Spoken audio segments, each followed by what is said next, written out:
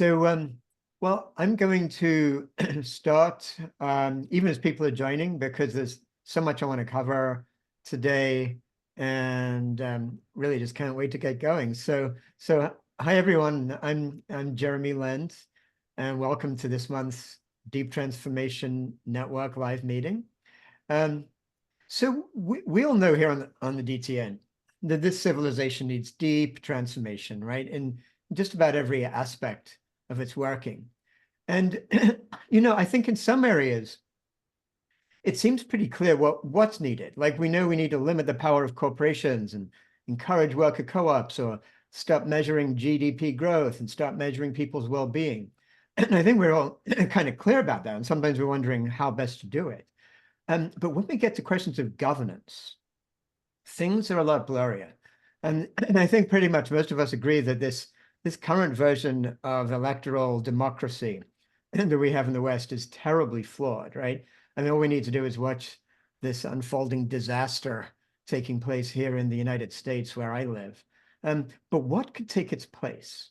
What would a true grassroots democracy look like that actually distributes power to its people rather than just guarding it for the elite? So amazingly, although almost nobody knows about it in the West, millions of people currently live in a region that actually practices grassroots empowerment through what's known as democratic confederalism. And they're engaging in what's rightly been called the most far-reaching social revolution of the 21st century. And they live in the mostly Kurdish region in northeast of Syria, known as Rojava. And they're suffering right now in conditions of constant war and isolation. And yet, against all the odds, the people of Rojava are building a society actually rooted in principles like direct democracy, women's autonomy, cultural diversity, cooperative economics. They govern themselves not by a nation state, but through a federation of participatory local councils. So over the last couple of years, as I've been doing research for this book that some of you know I'm working on ecological civilization, and I came across Rojava, and I was thunderstruck by what I read, and I plan to incorporate their model in my book. And today, I'm super excited to welcome here on the DTN two journalists who visited the region extensively and who can share with us actual on-the-ground rare details about the Rojava experience. So we're welcoming today Anna Rebrii, who's a New York-based researcher and journalist whose writing has appeared in The Nation, Jacobin, Truth Out, Open Democracy, and Arthur Pai, who is a writer and activist based in the Pacific Northwest. And he's previously spent a year living in northeast Syria, conducting research on the Rojava Revolution. So welcome, Anna and Arthur. And they are both members of the Emergency Committee for Rojava, which we're going to talk about today in our session. So, well, really great to see you both here and spotlight with me.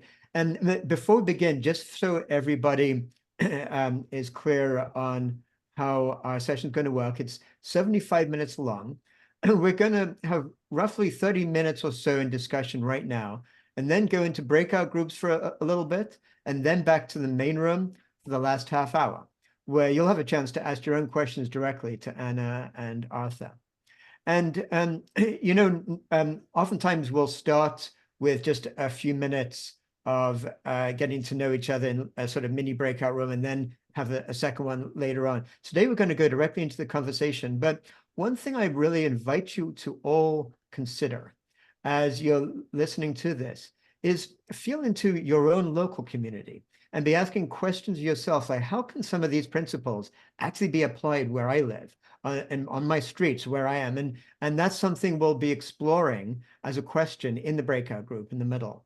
And meanwhile, as I said, you'll be able to ask Anna and Arthur questions yourself later. But if you prefer not to be spotlighted later, but you do have a question to ask, do feel free to write it into the chat and we'll collect them. And I can't guarantee it, but I'll try to incorporate some of them in the second half.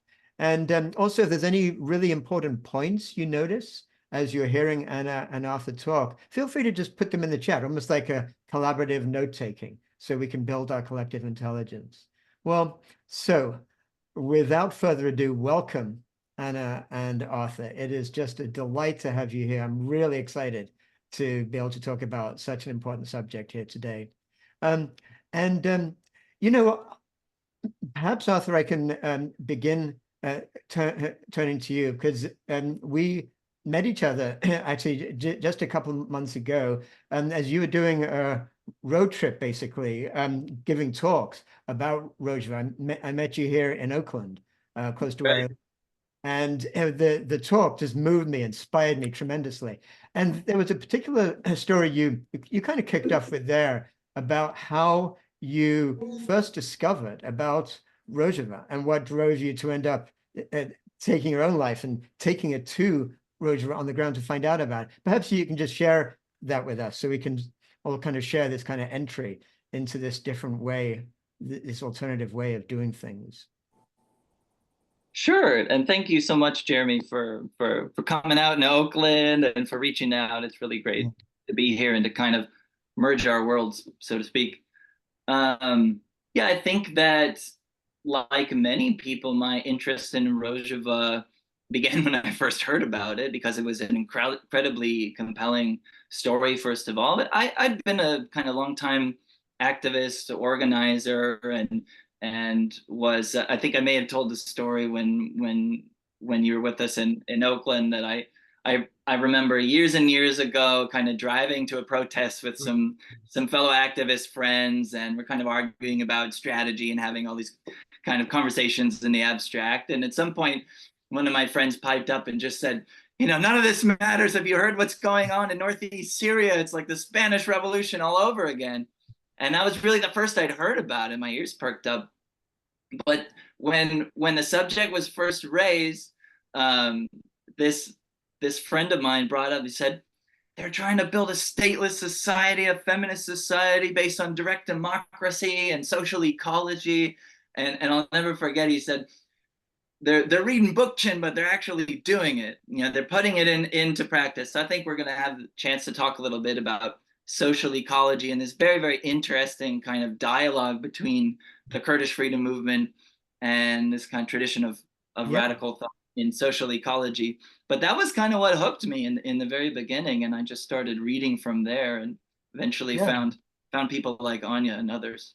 Exactly. And let me turn to you, Anya, in a moment. But I did want to just follow up on that Murray Bookchin point about it, because this was something that was so striking to me when I first began to discover this, is that we have Abdallah Öcalan, who's the founder of the movement, is there basically arrested by the Turkey, in jail, and then reads, like Murray Bookchin. Many people here on the DTN will already be familiar with his work. Just this great radical thinker from decades ago, and he read him and then got in touch, said, hey, how can I apply this to to an actual society? So that's just an amazing thing, because that's part of what we're going to explore today, is how these ideas actually got applied.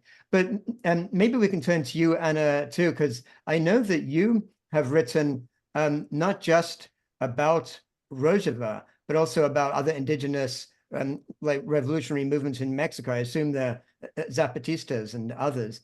And I'm kind of curious, what drew you to this kind of area in general? And what was the inspiration for you to move to actually go to Rojava and discover it yourself? First of all, thank you so much for everyone who showed up to listen to us. Look forward to an interaction during the breakout rooms. But I guess my story is very similar to how other people got drawn to this struggle. It's just so inspiring and so improbable and so unlikely, right, that it's happening, and yet it is happening. And I became interested in sort of alternative forms of social organizing a few years back, and that's why I started looking at the Zapatistas and other indigenous groups around Mexico in specifically, but also, of course, Rojava is the biggest, the most ambitious sort of experiment of this type at this moment. And what's most exciting about it, and that's something that kind of similar with the Zapatistas is that they're trying to address all the spheres of social life, right? They're trying to eliminate domination, exploitation, oppression from all the social spheres. So they're trying to tackle the issues of patriarchy, right? The nation state oppression, racial and ethnic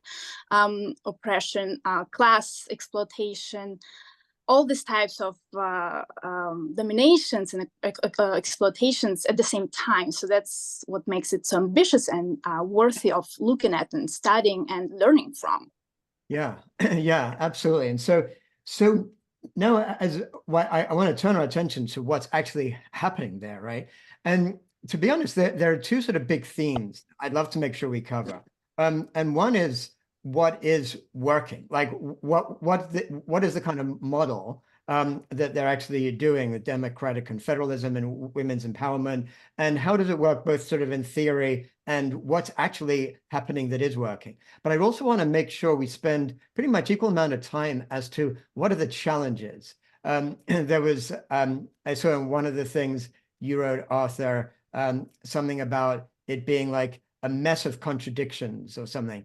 And I feel for those of us who are here on this, in this group, in this community, I think we really want to know, we want to see what's inspirational about making it work, but just as much we want to be learning how the challenges get dealt with, because that's one of the most important things to kind of explore. So let's sort of go into this detail, but perhaps we can begin, maybe I'll turn to you like Arthur first, but either of you feel free to just build on each other.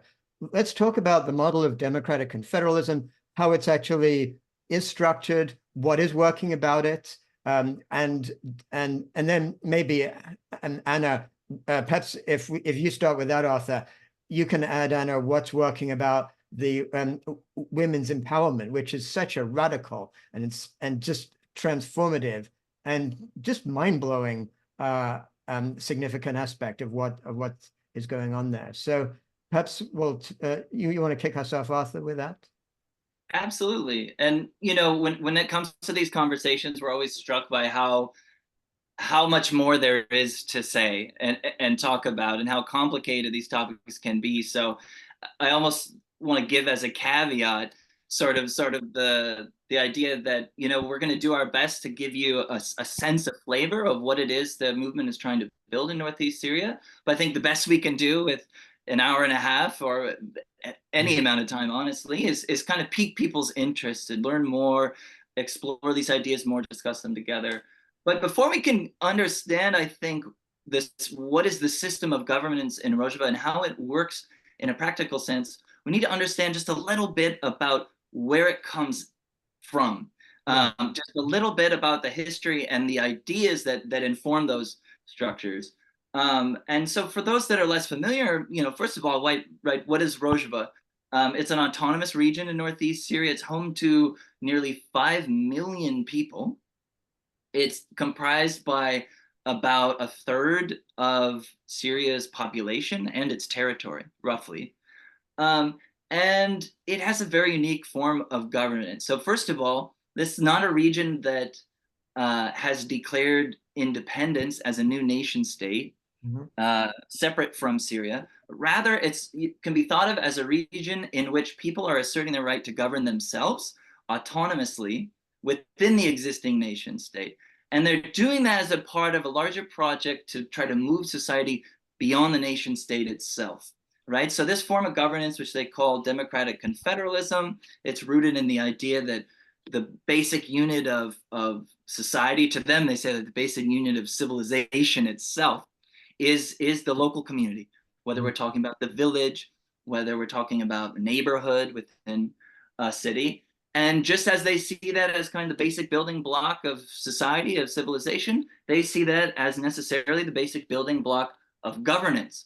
So the kind of fundamental unit of democratic confederalism is what they call the commune, which we can think of as sort of village or neighborhood assemblies, right? Sort of councils. And these are participatory spaces where neighbors come together, discuss their issues together, make decisions they need to make to solve their problems.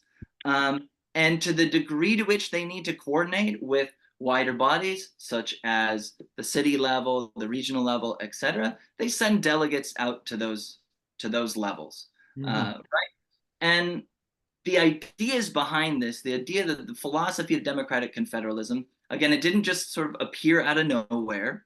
The opening to be able to sort of liberate the territory and implement this political program came in the chaos of the Syrian civil war, right? So going back to 2011, the country really erupted into sectarian violence, and there was a very real power vacuum that the Kurdish movement was able to kind of step in and implement this new vision. But they, in reality, had been developing their ideas over decades of struggle, right? It's important to also recognize these ideas of democratic confederalism are not just sort of copy-pasted from Murray Bookchin, from social ecology, but really can be thought of as like a rich dialogue that is as much a product of the Kurdish people's own struggle, right? So going way back to the 70s, you know, the Kurdistan Workers' Party was formed, which was a sort of revolutionary socialist organization, initially fighting for an independent Kurdish and socialist state in the homeland of the Kurdish people. They changed their mind about that. As Jeremy mentioned, when their leader, Abdullah Öcalan, was captured in the late 90s, this coincided with a deep sort of like internal self-criticism, they would call it, a deep reflection on the history and practices and lessons of their movement. And that interaction with Murray Bookchin's ideas with social ecology came at a really critical time. But basically, these things kind of reinforced each other, these ideas that freedom itself was the goal. And if we were going to ever get to a society beyond capitalism, ever get to a society in which the Kurdish people as a sort of national group could have true self-determination, they would have to build a society in which all the region's diverse people had self-determination. And that meant to them moving beyond patriarchy, crucially, beyond capitalism, and beyond the state itself. So that's where you get this idea that governance is not a pyramid where decision and power starts at the top and it flows downwards, but it's the opposite. It's this inverted triangle where power flows from the local outward, from the bottom upward. Right. So real quick before moving on, the kind of structure of the communes and these councils is, again, that you have these local assemblies. They discuss their issues. They send delegates to the next level. So at city level, you have what they call kind of like a municipal assembly. And you also have regional councils. And at all of these levels of confederation, they call it, you have committees that are based around particular issues that society faces, particular kinds of problems that come up in social life that need solved, right? So these committees that exist down at the neighborhood level, they're mirrored all the way up to the kind of full regional governance of what they call the Democratic Autonomous Administration of Northeast Syria. Take a breath. There's a lot of acronyms, a lot of big names here. And so those, just to give a flavor of those committees, right? They're things like economy and health and education, safety. Women have their own autonomous committee, youth, all of these things. And again, they're confederated from the local level all the way out to the regional level. Now, in practice, we'll get in later to the kind of the messy reality, but it's important to understand that while the goal is to create a system that is as participatory as possible, right? The goal is direct democracy rather than representative democracy. In reality, it's kind of a synthesis, right? There's places where there's a struggle in getting participation in the assemblies. And so where there's a lack of participation, there's people who are elected to take on responsibility, to take the kinds of decisions that are needed to move society forward. Right. And it's kind of this ongoing development and process that never ends. Yeah, that's great. Yeah, well, thanks. That certainly gives a really important initial kind of construct. And something I want to come back to in a few minutes is just this notion of how it works in that sort of polycentric, multi-level way. And that's, you know, the great theorist of the commons, Elinor Ostrom, talked about taking commons and how it applies in a polycentric way, theoretically, just like, and here is an example. And to me, this is crucial to understand better what's working and what's not. But of course, one of the major things about the communes, right from the street level upwards, is this this rule, as I understand it, that there has to be a man and a woman at every level up. And there's even different committees and specifically around women and specifically populated by women that get to engage in decision making. So maybe we can turn to you, Anna, and you can just take us through again, maybe the construct, at least, how it is supposed to work and is working in when it's effective, kind of thing, so we can get a sense of this radical departure and how that's working. Yes, of course. So women's liberation is an equally important element of democratic confederalism, alongside direct democracy, pluralism, care for nature, democratization of economy, etc. And as you just gave a short overview, brief overview, it's integral, right, to how all the institutions function in Northeast Syria. And as Arthur said, it's a product, the entire revolution, but women's revolution in particular, is the product of decades of organizing by Kurdish women within the Kurdish movement that originated within Turkey, the PKK, that was sort of a classic Marxist-Leninist anti-colonial struggle that did not see women's liberation as equally important. And so women, Kurdish women who joined that struggle, who joined the guerrilla, they had to fight from very beginning to have, equality, to have gender equality within the movement. They had to fight, against various types of discriminations that this leftist movement unfortunately perpetuated within itself. And they have succeeded, right? You asked us to talk about the challenges. There are so many of them, but when we talk about the women's revolution, this is probably the most successful endeavor of the movement. It's really flourishing, right? In Turkey, it started out in Turkey, and now it's been flourishing in Rojava since 2012. And the basic ideas of the women's movement is that women have to organize autonomously, meaning they have to build their own structures, their own institutions within the movement, right? So they're not organizing outside the movement for broader goals and for everyone's liberation. They're organizing within that movement, but at the same time, they're building collective power within in order to be able to push that movement. And that's what they've done over the decades. But how it looks in practice, sort of the mechanisms that you have mentioned, they are the co-chair system, that every position of responsibility, of leadership, has to have two persons, co-chairs, they call them, and one of them has to be a woman. And that ensures that women are now included in the positions of power that they have been excluded for so long in the Middle East in this particular context. There are quotas. Any decision-making body has to have 50% women on it in order to make decisions. There are these women's autonomous bodies, or women's autonomous structures within every institution. So you mentioned the communes, and so within each commune there is a women's committee to represent women's interest, right? And this women's committee within the commune, but also just any women's autonomous bodies within other institutions, they have a veto power over any decisions that concern women that are taken by this mixed gender structure organization. That's vital, right? Let's just think how our abortion rights have been legislated away in the United States, and who's making those decisions. And in Rojava, it's women who make decisions that concern women. There are other important elements. There are, of course, women-only defense forces. I'm sure all of you have seen the pictures of armed Kurdish women who have played a crucial role in defeating ISIS.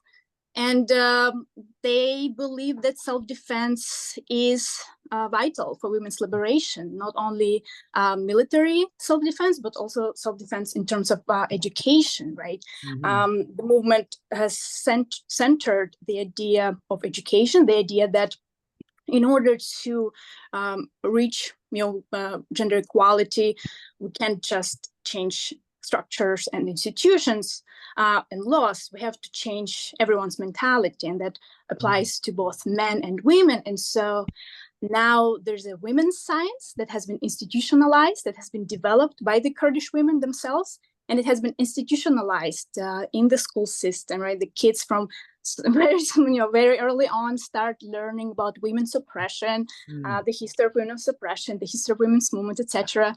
This women's science is also mandatory at the university level. It's mandatory for anyone who wants to get a position within any of the institutions of Northeast Syria, including military. So if you want to get a gun, you have to go through several workshops about the importance of women's liberation, how you have to liberate your own mind from what they call is dominant male patriarchy. Yeah.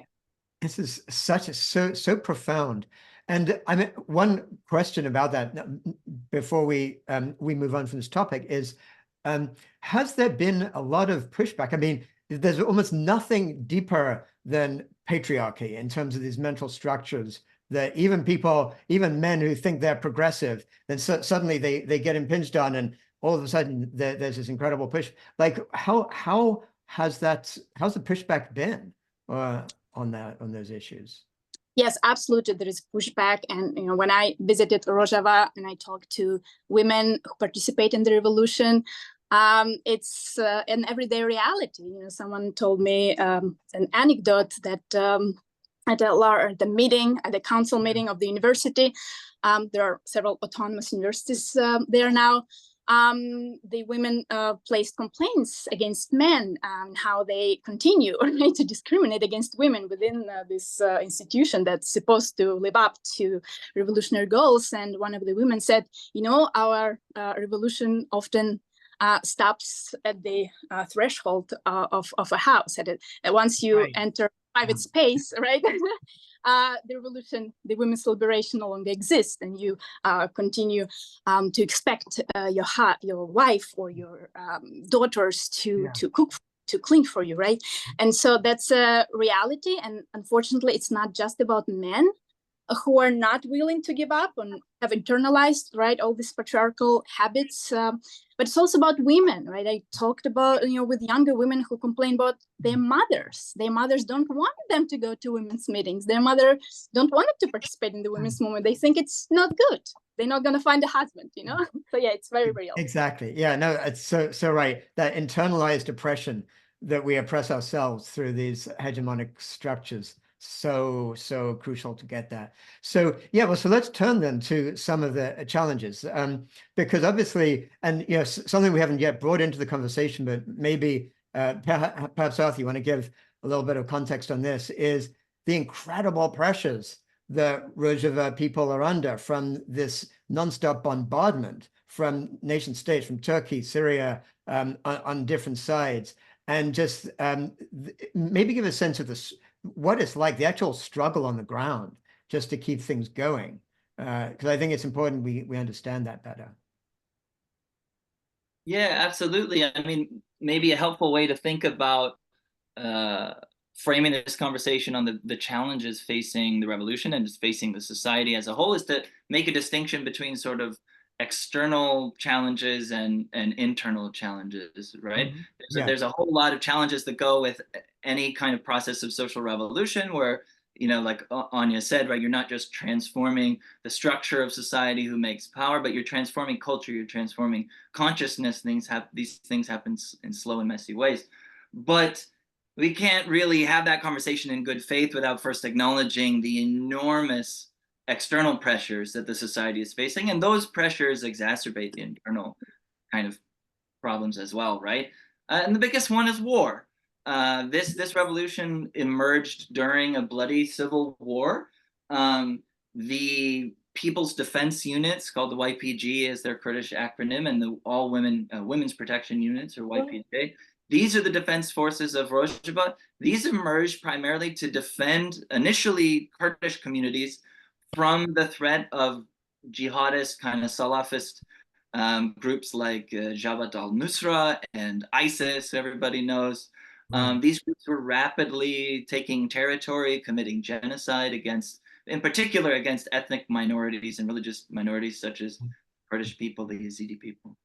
So the initial threat was ISIS, but ISIS, since about 2019, as a result of a long, complicated military campaign in which the revolutionary forces of Rojava, in coordination with the not revolutionary forces of the US-led coalition against ISIS, took back all the territory from ISIS, and now ISIS remains as a threat. So, for example, like during my and Anya's time in Rojava, ISIS would periodically carry out terror attacks on civilian and military targets alike, but they're organized as sleeper cells, right? There's no city that's governed by ISIS anymore.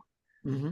Primary threat after that change happened became Turkey, right? So if you go all the way back to the origins of the Kurdish freedom movement, you get to Kurdish revolutionaries organizing within Turkey, or what they call Bakur, North Kurdistan. If you talk to Kurdish revolutionaries, they call it Bakur. And Turkey is a state where, right, so people understand Turkey is just to the north of Syria, on the border of Syria. Also part of the historic homeland of the Kurdish people, which is basically Turkey, Iraq, Iran, and Syria. Parts of those countries respectively. Within Turkey, Kurds faced enormous and systematic repression and state violence. So just speaking their language is a crime, having their own organizations, whether they're political organizations or just kind of cultural organizations, was a crime. These are the conditions that the movement comes out of. But as soon as this Kurdish-led movement, which of course is not just Kurdish people now, it's a plethora of, you know, Arab, Assyrian, Armenian people kind of confederating together. But as soon as this autonomous region was created on the borders of Turkey, Erdogan and the sort of, let's call it what it is, fascist government of Turkey, they immediately declared war on it. And they did everything that they could do to crush the revolution because they saw it as a threat. In other words, if it's possible in Syria, it's possible here. And we don't want Kurds in our own country to get any ideas, right? That was kind of like, that's this mentality of the nationalist Turkish state. So what did they do? They invaded outright several times, especially most notably in the region of Afrin, which was a stronghold of the Rojava Revolution. This is where it had the most support. It had the longest history of organizing. The economy and the governance systems, the communes were most developed. And Turkey hit Afrin first and basically ethnically cleansed the region. It went from being 85, 90% Kurdish to now something like 25% Kurdish, right? And it's now occupied directly and militarily by Turkey and their sort of proxy militias, you could say. Turkey did the same thing in places like Serikaniye, Tel Abyad, where they not only invaded, but again, now they occupy this territory. So Kurdish people and other people who were supporters of the revolution had to flee these lands. There's now systematic human rights abuses. And they didn't stop there because there were limits to, Turkey had limits to its ability to seize territory directly. It's a member of NATO. It's sort of, without getting into the weeds of geopolitics, it needs to have a certain amount of consent from NATO countries like the United States for its actions. And where that doesn't exist, where it's not able to directly seize territory, it's carried out kind of tactics of attrition, you could say, where its goal is to just kind of make life unlivable in the areas that it doesn't outright control and occupy. So how does it do that? It does things like cut off the water supply and the electricity. It does things like carry out assassinations of political leaders through drone strikes, indiscriminate shelling of villages along the front line, and just kind of generally promoting an atmosphere of fear, uncertainty. I mean, burning crops, destroying infrastructure. We could go on and on and on. So there's enormous threats that the society is facing, and you can imagine that presents challenges as they're trying to carry out this revolutionary transformation. The last thing I'll mention is economic, is that the region's isolated, right? They don't have their own country. They can't run an international airport. They don't control their own borders. They don't have their own currency. So even though they have the kind of political will and the liberated territory and the movement that's kind of in the driver's seat to transform society beyond capitalism and the state, to sort of create a cooperative economy. The truth is they don't have the material basis to carry out a lot of the reforms they want to carry out. So they're having to rely on oil instead of solarizing the energy infrastructure, which they very much would like to do. They have to smuggle in goods. They can't create factories to produce the kind of green transition they want to implement. And they also don't have the capital to kind of seed the cooperative economy that they want to build to ultimately kind of replace this market capitalist economy. Yeah. So a lot of challenges. Yeah, so that is so helpful. And it really gives a sense of just the messy quality of what it's actually like, even when we're actually implementing the real model, to just when you're dealing with so many challenges. And I know, Anna, you have also written about just the challenge of getting the participation to happen. Like, so we have these street level communes and this invitation for people to be part of their own democratic autonomy. And yet I think you've said how you get a sense, oftentimes people, they just don't think in that way. And then it ends up getting pushed up to almost like the de facto internal security force, it becomes almost like a de facto state. So you want to talk a little bit more about that challenge of what it's actually like to get the participation that's being offered? Sure. I mean, what's happening in Rojava just shows us that changing structures, implementing new institutions doesn't do the trick, right? As I mentioned, the example with the women's liberation, it really takes a change in mentality in how people think about their lives, about politics, about economics, about everything. And so what happened with the communes is that they exist, they have been institutionalized. If you ask anyone in Rojava whether they are part of a commune, they'll say yes, because there is a commune building in every neighborhood, in every village, and everyone is registered, and people go there for subsidized fuel and bread, or they need some sort of proof of their residence, etc. But in my experience, a lot of people do not view these institutions as decision-making bodies. Why? Because over the decades, right, people in Syria, and we were just talking about Syria, but I'm sure it applies anywhere else, people have been depoliticized intentionally by the regime, by the Syrian regime, in order to prevent any opposition, any resistance, any alternatives from appearing. And right now, it takes a lot of education really to make people understand that it's better if they govern themselves through this very localized approach to politics, rather than waiting for someone above, right, on the top of the power pyramid to make decisions for them or to provide for them. It's taking time. Yeah, I took from each of you, from what you've written, it seems as the watchword is education, right? That's this realization that these things, somehow you can get these, you can try to impose these models, which are trying to get to that grassroots, but it needs to be both external and internal. I mean, here at the Deep Transformation Network, we have this ongoing interactivity between, is it the deep transformation, the transformation of society out there, or the deep transformation from within ourselves? And of course, it's circularity, right? That the two are needed. And it's like set the conditions, work with those conditions, then begin to change that too.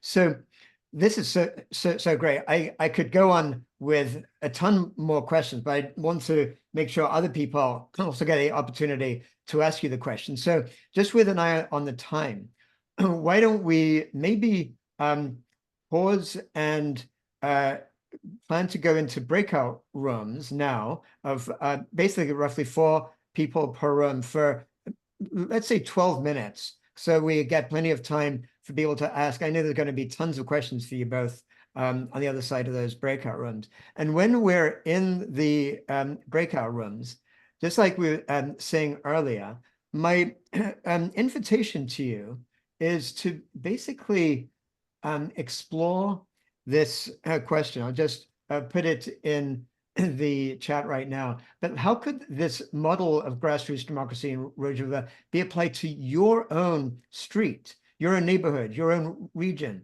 And just by way of context, before we go into that, I want to just highlight a quote, actually, Arthur, you wrote in your article from Nuruz Ahmed, who is the founder and commander of the Revolutionary Women's Army, who you said said to you, take what you learned as an example, but you can't just copy what we do here and try it in your own country. It won't work. You have your own society, your own history, your own culture. You have to find your own way. So that seemed like such a powerful message that you brought back.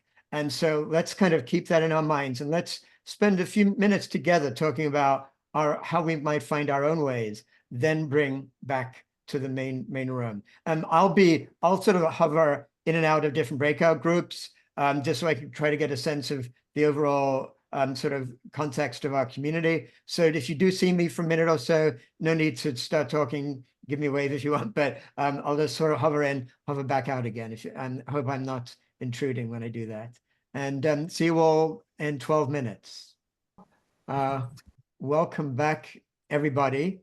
And it feels so appropriate when we're talking about the model of democratic confederalism to go from that big group to the small groups, and then see if we can sort of expand it back out again in an organic way here right now. And so I do invite anybody who has wanted to ask any questions directly from Arthur or Anna, raise your Zoom hand now, and let's start to get a queue going. And by the way, just as we just thought it might be kind of a good thing for us to practice today, just essentially in honor of the women's empowerment model by Rojava, and really recognizing that how the culture of patriarchy extends even within our own communities. That maybe we can give some priority to any women who have raised their Zoom hand and try to make sure that we ourselves get a good balance of genders too. And I'll bring in some of the questions from chat at various points. And if we can also make sure we get Anna spotlighted too. But as we're doing that, let's turn to you, Shando, and maybe to Katie after that, in honor of what I was just saying in terms of trying to get some gender balancing with our questions. And hey there, Shando, good to see you. Jeremy, yeah. Hi, Anya and Arthur. Thanks for showing up. It's really great listening to you. The question in our group that we came to was, how does decision making happen in the communes and in the groups? Do you know what the mechanism is that they use for sorting out, deciding on a point? Great question. So either of you wants to give a stab? Bounce back and forth. Yeah, yeah, exactly. Just whatever feels natural to you both. Just please go for it. Okay, I'll take a stab. Great question. I would say in the neighborhood communes, as I said earlier, right, we have all these different committees. You have the education committee, you have health and defense and economy and all these things. Those committees each have a co-chair, and the commune itself also has elected co-chairs. And every time we say co-chair, we mean one man, one woman. And they're elected. And in the experience that I had with the region of Sheba, which was the only part of Rojava I actually had direct and extensive experience with communes, I can just speak to the way they did it there. And the way they had it there was basically these committees would get together on a weekly basis for like a formal decision-making meeting, and they would make their decisions collectively. And every month there would be what they called like a people's assembly or a general assembly, where every single human from the neighborhood was invited to come together, discuss the issues, make decisions together. But again, in practice, these things are sometimes messy, right? Trying to get people to show up to the assembly is a whole other question. Making sure that people don't overdo their leadership and take too much responsibility is another one yet again. But maybe Anna can add to that or subtract. No, I think that's it. Of course, it varies, depending on who you are. I would just say that when I was there, I heard a lot of people sort of complain in a joking way that this new revolution takes a lot of time, meaning that every meeting you go to lasts hours and hours. Why? Because everyone needs to be heard, right? That's the ethos of the revolution. So it's really time-consuming affair, and just the testimony to the democracy in the making. Yeah. And as a result, right, like in practice, again, in reality, a lot of decisions end up being made by elected leadership. That's just it. That's the truth. But again, the ethos is to do everything that they can to encourage more and more participation, right? So in the places where more people are showing up, participating, where the level of kind of general support and consciousness lining up with the ideas of the revolution is strongest, that's where it's more participatory. Yeah. Did they have any rules like no interrupting of other people when they're talking? That's a good question. People definitely, when I went to meetings, I saw people, taking turns speaking formally and discouraged from interrupting. But I'm not sure if that's like a formal rule or if it's just kind of the organizing culture. Yeah. Okay. One interesting formal rule, I know it's not practiced everywhere, but in some context, I've heard about it, is that a meeting doesn't start until some woman speaks up. And so sometimes the whole crowd, but pushes women to speak up, because otherwise, they're timid, they're not used to speak in public, and they just there, but they don't really participate. So that is great. Yeah. Thank you very much. Yeah. Thanks for that question. And speaking of which, let's turn to Barbara. Yeah, kia ora koutou. Thank you for the invitation for women to speak. First, I probably wouldn't have put my hand up, only I noticed that there was only one other woman put her hand up. And so exactly what you were just saying, we don't tend to speak up. So in our group, which was all women, actually, we got on to talking about how we could apply it in our own regions. Is the difficulty is we're too comfortable. And one of the women described comfort as a non-motivator, and that in Rojava, the Kurds have experienced so much struggle for so long that they were, there was a lot of motivation to actually change and do something. And that's my problem: is how do we get that kind of through that barrier to show so that more people get to understand that we face an existential threat. They're too comfortable, unfortunately, to see that in 20 years' time we are not going to be comfortable. And some parts of the world I know are already not comfortable, but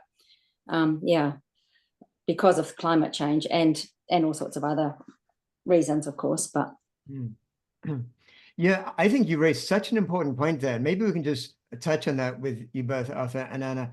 In fact, there was just this article that George Monbiot wrote in The Guardian last week that we posted on the DTN. There's been a whole discussion about how transformative changes only happened in history, throughout history, when total disasters happen, like massive wars or collapse and all that stuff.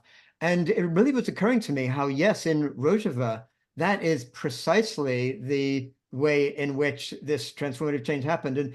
And just wondered if either of you had any sense on that. Do you feel, I mean, the one thing we have going for us is that our entire civilization is unraveling so fast, we can look forward to a period of transformative change, whether we like it or not. But do you have anything to add to that point? You want to start, Anna?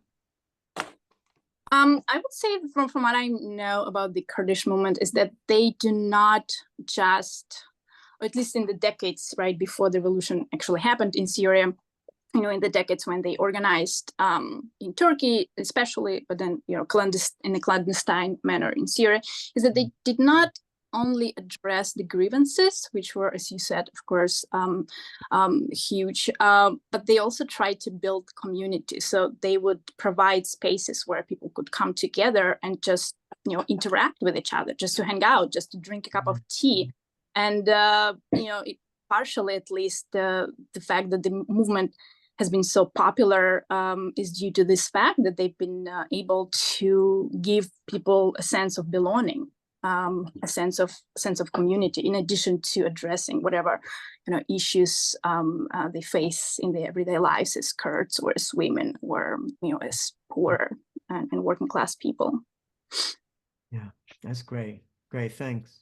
And It's so true. Maybe just quick to add, I think, interesting enough, you do see this playing out in Rojava, this idea that comfort is a non-motivator, and that may be counterintuitive, right? Because this is a place that is still very much a war zone. But I even heard from frustrated young revolutionaries,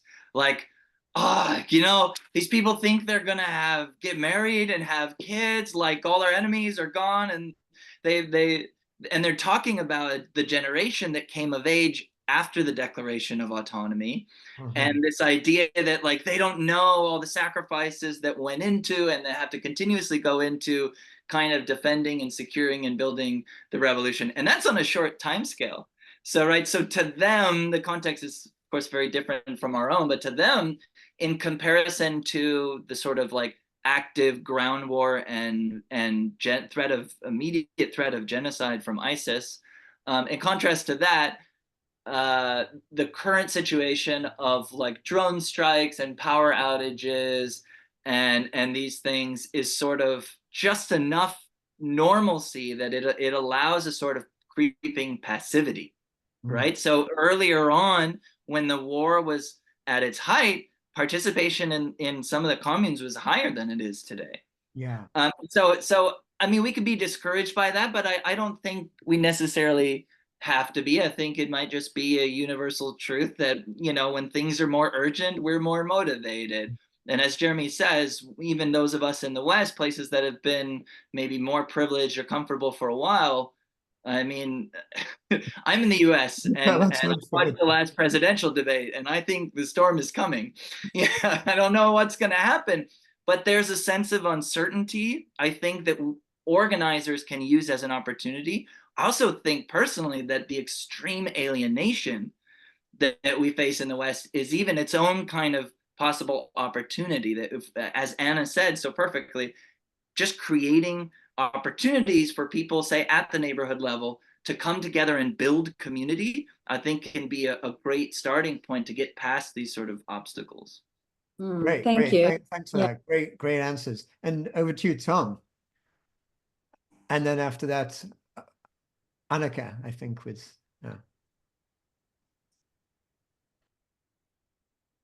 There, can you hear me? There, sorry about that. I wanted to pick up on a theme you touched on earlier, which is, I think, was it Oscar Wilde who said the trouble with socialism was too many meetings? That sounds like the same kind of syndrome that might strike here. It gets to the issue of how do you get people interested in running their own show rather than just deferring to somebody else. And I think you touched on a key theme, which is when the things get hot and heavy, and when something is clearly at stake in which everybody wants input, then they sign up, they show up, and they talk. Otherwise, they're pretty much content to let it go. But that brings me to my real question, which is, I just wonder what everyday life is like. I mean, you can't live in a state of revolutionary fervor 24/7. And it sounds like there's a lot of meetings. But what does day-to-day life look like in Rojava, and how has this cultural shift affected the way people live and relate to each other? Mm-hmm.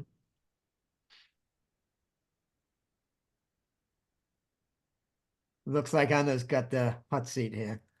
Okay. First of all,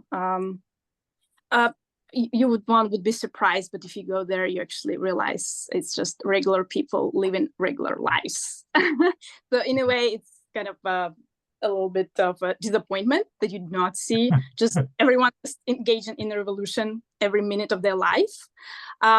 People just continue with their, just banal interest of making friends, right? Finding a partner, dealing with their in-laws, or etc., etc. But you can see the revolution in the types of conversation that they're having. I spent a good amount of time at the university, and if I just overheard a random conversation between some of my students, they will be talking about the women's liberation, we'll be debating whether the women's movement is tackling it in the correct way or not. So it really kind of permeates the everyday reality, despite a lot of things remaining the same.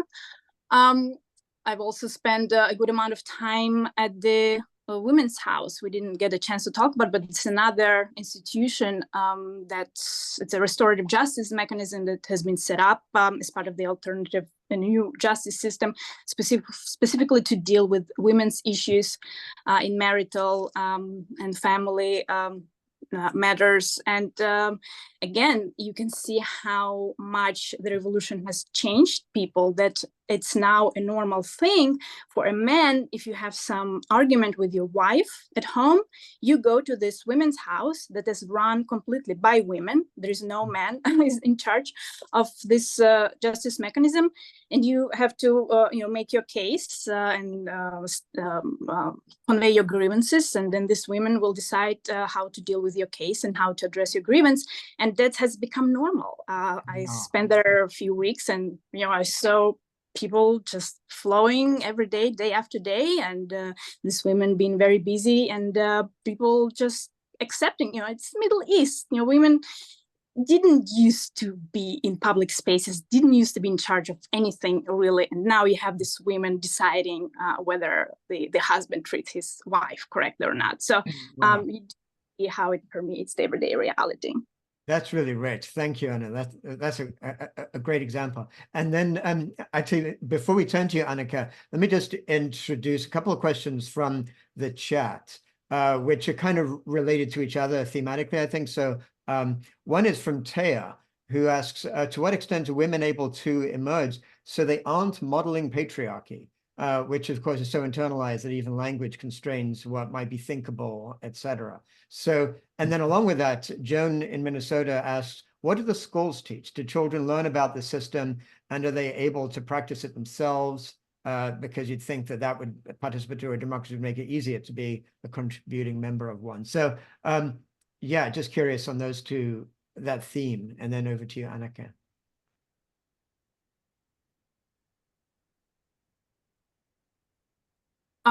The first question was, what do women do not to model patriarchy? Is that right? Yeah. So a lot of this education process that all members of the society go through, but women in particular, is precisely to examine what are the ways in which we perpetuate patriarchy in our lives, and that applies to both men, as I said, and to women. And just to give you an example, from a woman who is part of this autonomous body within the university's decision-making council, and she told me that in the beginning, when the revolution just started out, they would have women co-chairs, right? This new thing. But women continued to go to men co-chairs when they had issues to resolve. And so, these women who are, work at the university, they had to come together and talk to each other, like, what's going on here? Why we as women do not trust women in positions of responsibility, and just to understand that this is just one internalized manner of which patriarchy persists, of which many women are not even aware. So just a lot of conversations of this type happening as part of the education process. Powerful. Yeah, yeah, thanks. And Yeah, Arthur? just to piggyback off of what you were saying, you know, from the other side of the coin, so to speak. I was there long enough to have the privilege of attending a formal sort of political education that people who are in the movement see, which is sort of like sort of being schooled in the ideology of the movement, you could say. And of course, we did 2 full days on genealogy, women's science, and I was in a cohort that was all men, and so men are forced to have conversations and confront these ideas too, and also to forced to think about how women perpetuate patriarchy as well. So I'll never forget our teacher that day. She said, look, if you're going to think basically like if you're a man and you want to think of yourself as a feminist, you need to also understand that some women think that they want to be dominated because they have internalized the ideas of patriarchy. So don't think that just whatever, say if you're going to be in a relationship, just whatever your partner wants or consents to is necessarily not going to be oppressive. They said there are women out there who want to be dominated. It was at first it was sort of this jarring, awkward thing that almost felt like a patriarchal thing to sort of say and acknowledge, but I think there was this deeper, profound truth that was no, like it's patriarchy is this pollution that we all absorbed into ourselves. To tie it to the other question about education, I think first of all, just brass tacks, it's important to recognize that they have absolutely transformed the formal education system, right? So they're one of the biggest changes is in language. So before the revolution, school could only take place in Arabic. So you're a Kurdish kid, you don't get to learn your own language, you're punished for speaking your own language. So now school takes place in Arabic and in Kurdish and in Assyrian. And people not only have a right in the social contract, in the constitution of the region, to go to school in their own language, they also are encouraged to learn the other languages of the region so that they can communicate with other people in their society. But the other thing besides language is ideology, right? So absolutely the curriculum of formal education, even starting at a young age, is increasingly adopting after 10, 12 years of revolution, now they have basically a whole new education system that in many ways mirrors and kind of prepares people to live out these new revolutionary values of feminism, of democracy, of cultural tolerance and pluralism in the society. And they do that, they recognize that ideology is sort of central to this whole transformation, right? Back to the question of consciousness. And I think that's why they emphasize education so much. I mean, somebody asked about, there's so many meetings and are people passive and how do you overcome these things? I think it's also important to mention that the movement, while in many ways their philosophy is sort of a libertarian philosophy, right? As opposed to all forms of hierarchy and domination, it would be also misleading to say it's a movement that doesn't believe in leadership, right? Paradoxically, they see this development of consciousness, it happens unevenly. So they have a concept that they call revolutionary personality, which is a sort of like what they see as sort of a personality of one who assumes responsibility for their society rather than treats it passively. Gotcha. Yeah, no, thanks. That's really helpful. And just as we turn to you, Annika, I just want to also point out, I'm seeing that we're at roughly 75 minutes in terms of schedule time. Can I just to check in with you, Arthur and Anna, are you okay staying on for another few minutes? Because there's so many other questions. If you're both good with that, thank you so much. And why don't we maybe just get all the people who've had their hands up spotlighted so they can basically just ask their questions. Maybe we'll go to the questions and then you can summarize, Arthur and Anna, some of your responses so everyone can be heard. So let's turn to you, Annika, and thank you for your patience. You've been there spotlighted for a while. Yeah, thank you. I really appreciate the conversation. So I've been thinking about gender these days a bit, and wanted to ask, as gender roles play less and less of an important role in my mind, I question how much the concept of men and women are even useful. And I was trying to ask if that's somewhat part of the discussion, and how non-binary and transgender people are maybe integrated in all of this, or is this, yeah, thank you. Great, thanks. And I see Fiona Dyer also had asked that in the chat. So let's make sure we get to that. And let's hear from Tim, Barbara, and Joe, so we can have your question in there and then turn to Arthur and Anna. So Tim, you want to? Thank you so much. Can you hear me okay? Yes. Yeah, this has been so educational. I feel like I'm in the belly of the beast in my breakout room. We're all from the States and talking about how the level of comfort is keeping us from innovating. Just was wondering if anybody has heard of Roger Hallam's Designing the Revolution, because I just attended a conference and we're trying to implement sort of the grassroots implementation of, I think it's called Revolution in the 21st Century. Yeah, I'll just check with that question. Thanks. Great, thank you.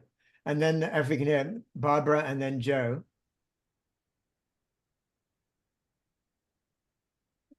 Got to get you unmuted. Hello, can you hear me? Yes, now, yeah. Thank you. I'm also referring to the question about so many meetings, and I'm from the UK and been involved in the protest movement for many years, but particularly with the development of Extinction Rebellion, which is spread globally. There's always a place for the arts. You know, every meeting will have some music, and I know in Indigenous communities, you know, art, dance is always so important to be doing together.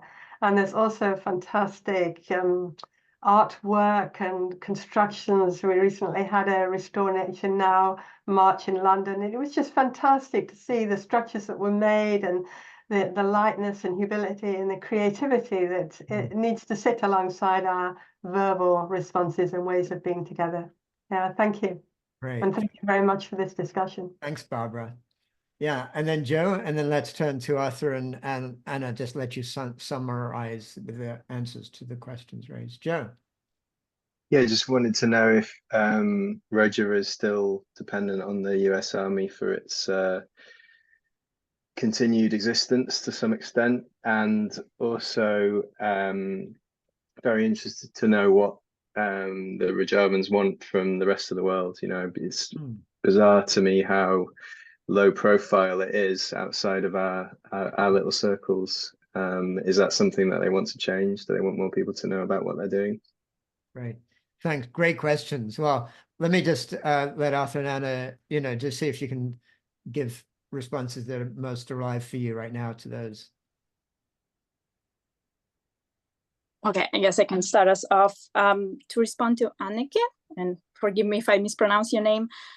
Yes, so the Kurdish movement has been criticized for essentializing, you know, women and men, and only addressing really primarily women and men, right, in this binary. But I believe, in my opinion, at this point, you know, given the context where this revolution is happening, they do need this category of women, because women are being oppressed and discriminated as women, right? Being perceived as women in their society. So I think this category does serve a purpose in this specific context, while it may, you know, be not as useful, you know, wherever you are in Europe, in the United States, in the West. But to speak a little bit about incorporation of non-binary or transgender people.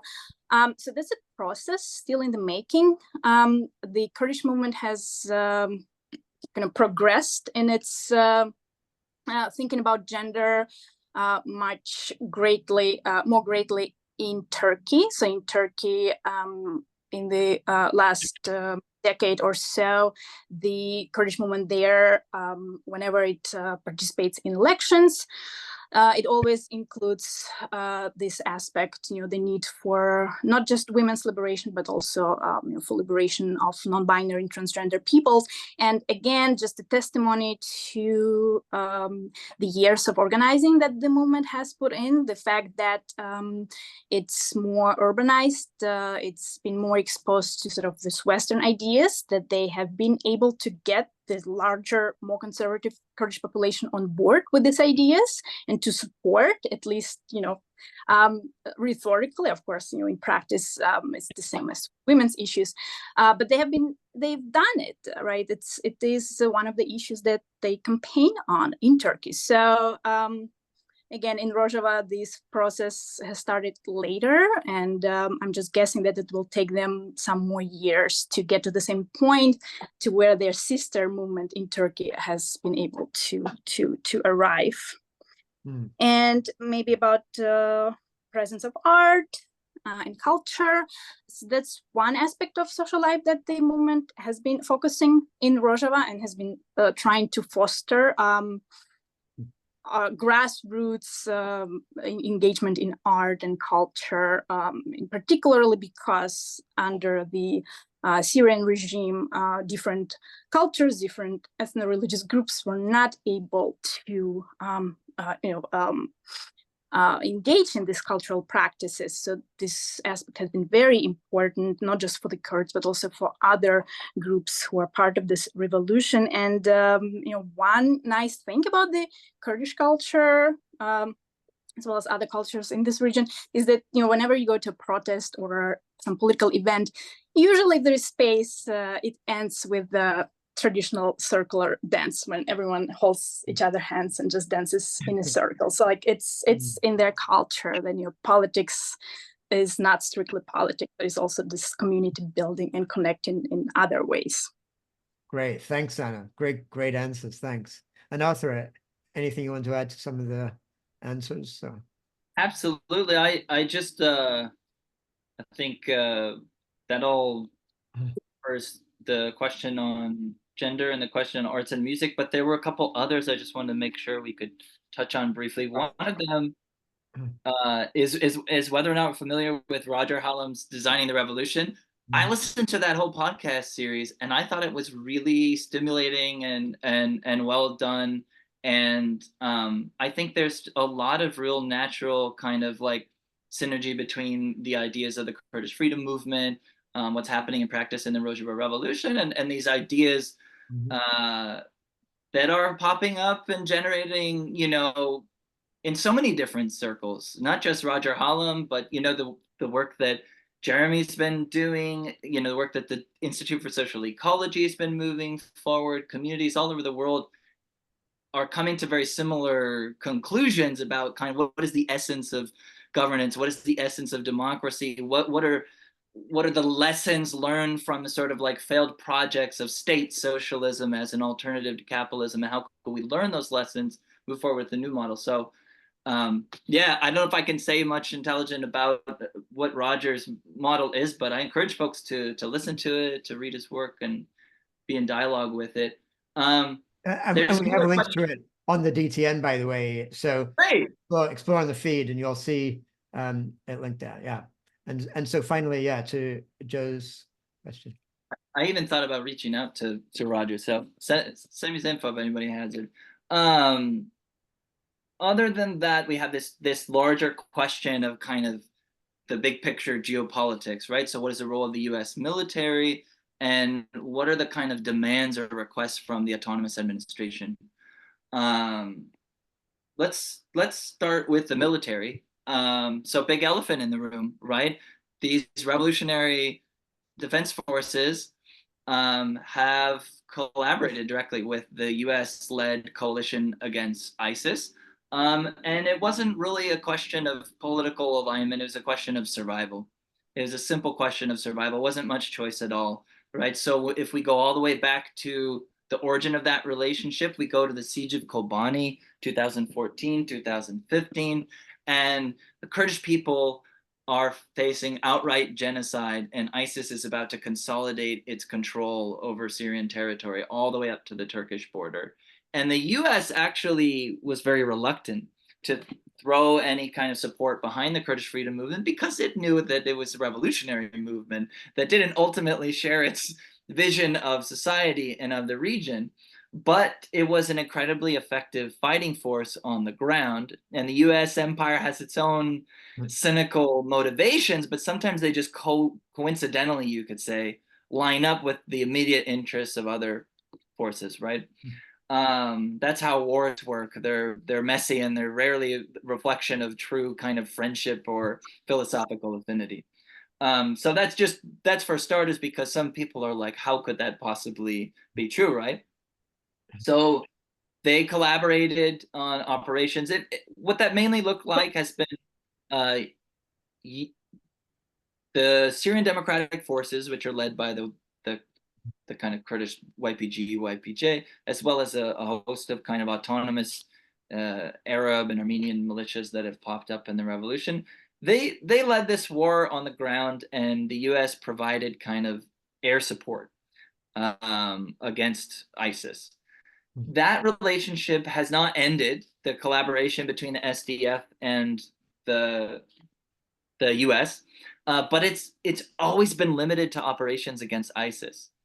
And it's important to keep in mind that the other elephant in the room here is that Turkey, right, this genocidal fascist state that is attacking Rojava, systematically attacking Kurdish people anywhere they are, invading, occupying, destroying, carrying out war crimes. They're doing all these things with US support, right? Turkey is the second largest military in NATO, and everything that it does is made possible through not just the military, but the kind of diplomatic support of the United States as well. The US, and this is not just Republican administrations.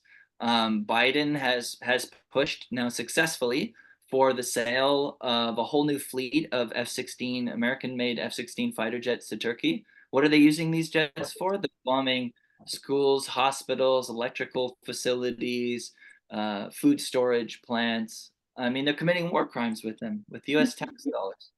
So when it comes to the demands, the most urgent demand is that the United States, NATO countries, withdraw their support from Turkey. Withdraw their military support, don't provide another weapon, and their diplomatic support that provides cover for these actions. But more broadly, they're also calling for things like recognition of the autonomous administration. So again, some people would call the US and the SDF allies, but did you know that the United States has never even recognized the autonomous administration of Northeast Syria as a legitimate governing body, right? So that's another demand. The other thing is the criminalization of the PKK. So the Kurdistan Workers' Party still exists. Abdullah Öcalan, its founding leader, is still in prison. So those of us who support Rojava, we also support their demands for the international community to push for the freedom of Abdullah Öcalan, to delist the PKK as a terrorist organization. You know, this is very much in line with Nelson Mandela and the ANC in South Africa being listed as terror organizations, right? Nelson Mandela wasn't delisted for many, many years. And people think of Öcalan in some ways as sort of like Kurdish Mandela. So there's many demands. The biggest, again, is to stop support for Turkey. But I just want to end by saying, for those of us, especially in this time when we're watching the United States throw its support behind Israel, and we're seeing war crimes carried out on a large scale with US tax dollars, US weapons, that the Kurdish movement and the administration in Rojava, they're not celebrating having foreign troops in their homes. They are pushing for a future where they can truly have a system based on self-determination. It's just the cold hard facts are that the presence of US troops, and there are about 800 or 900 compared to something like 100,000 SDF fighters, that presence provides something of a buffer. And if the US were to withdraw those troops right now, Turkey would invade immediately. So that's another, we talk about the contradictions, the messiness, the challenges. It's another thing this revolution forces us to think about is is how messy things quickly become when you talk about governing an entire territory that exists within the world system and comes under attack. You have to kind of make deals with people who otherwise are not so sympathetic to your ideas. Yeah, well, thank you so much. And I was going to ask you when we finish now to talk about the emergency committee for Rojava, and I have a sense that probably a lot of the things that you're pushing for on that committee are what you're just describing. But do you just want to give a moment to describe that committee, how people can connect in, what they can do if they want to help more? And before you do that, to everyone who's still around, just wanted to quick announcement that on Thursday, we'll have our circle of practice at 10 o'clock Pacific time. And you hopefully we've got a link you can click onto. It's on our events feed, so that we can really go deeper into exploring some of what arises, but in a more interactive, somewhat sort of calmer, introspective kind of space too. And again, an invite to Arthur and Anna, if either of you have the time and are able to, be fantastic to go deeper at that point too on Thursday. So anyway, why don't you tell us about the emergency committee, and then we'll come to a close. We've run our time quite extensively. So much interest. I guess I can start us off. Thank you so much for giving us space to promote ourselves. I hope we've inspired all of you enough for you to feel that you should do something to help Rojava survive. It's such a unique experiment. We all need to do something to help them out there, and it's been very clear that this revolution cannot survive on its own. They need international support, and we are an organization that's based in the United States, and we do things across various spheres and directions. One is to educate the broader public, so we are grateful for having this platform here to be able to talk about Rojava, especially to people who are not very familiar, just on the basic level, for more people to know that it's happening there, so that when there is a next crisis, when there is another Turkish invasion, right, or major bombing campaign, that we can reach out to you and ask you to, let's say, call your representative, right, or organize a local demonstration in your town, in your city. And that's another sphere of our activity, is that we do ask people to engage with their elected officials. Clearly the United States is complicit in this war that Turkey has been waging on Rojava, and in terms of in moments of crisis, or in moments of various arms sales, like Arthur mentioned, we do ask people to provide tools, provide a script that you can use to call your representative. And we do phone banks occasionally to put pressure on the United States to stop its complicity in exterminating Rojava. And I would encourage people to go to our website. It's defendrojava.org, and there you'll find links to subscribe to our mailing list. We also have a volunteer form there if you want to get involved more deeply, to know about what type of actions we are involved at any particular moment in time, to be invited to events, phone banks, etc. Now, another activity that we try to engage in and expand is to connect activists, movement members in Rojava, with activists and organizers outside Rojava. We focus particularly in the United States, but clearly they have been trying to make connections globally. But is part of our educating the United States public and building a sort of a larger grassroots movement of support is to put people in direct touch, create spaces where organizers can talk to each other.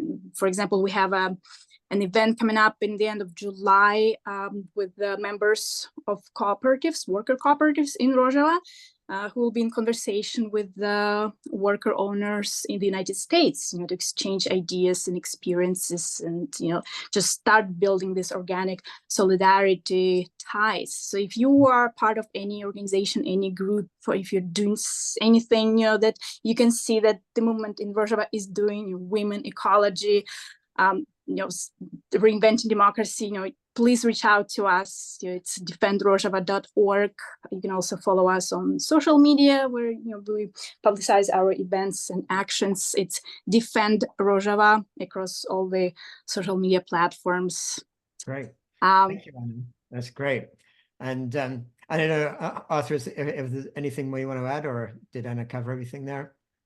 Just want to make a plug that we haven't announced it yet, but very shortly we're going to announce our next study group.